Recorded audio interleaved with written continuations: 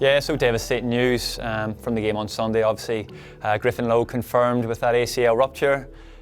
So obviously that timeline is going to be pretty lengthy, in between 10 to 12 months from this far out. He'll go in for surgery next week once the swelling subsides. But at the minute, he's in a positive mindset and attacking the rehab to the best of his ability. And he's had huge support from his players and the staff around the club, so we wish him well.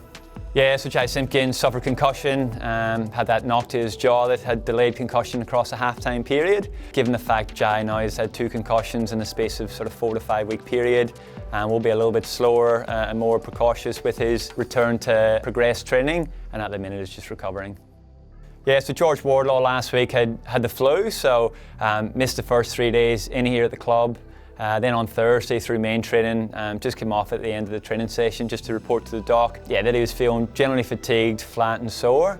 And given the interruption of George's week and the interruption across pre-season in his previous couple of years, we just took the conservative approach, just to pull him from playing games at the weekend. He's feeling much better today and he'll look to progress into main training this week and put his hand up for selection.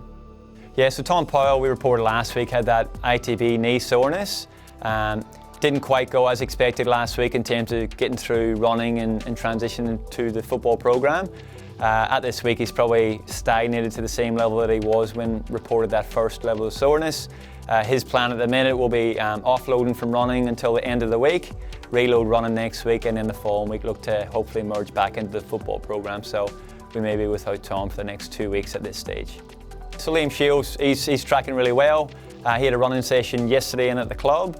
On Wednesday then he will look to have a bridging session, so football function session, just to make sure he's got the ability to enter into main training on Friday, where again he'll look to put his hand up for selection, but looking promising at the minute. Yeah, so Aaron Hall, from the pre-season, has had ongoing Achilles tendinopathy. Week to week, through training sessions and games, it may take time to warm up and get going. And he just found it difficult in that game to get the same quality of movement with that Achilles. Clearly restricted by it in terms of his running and his movement, and he just felt that he wasn't at the point that he could push past the pain on that game, so he got subbed out of the game early.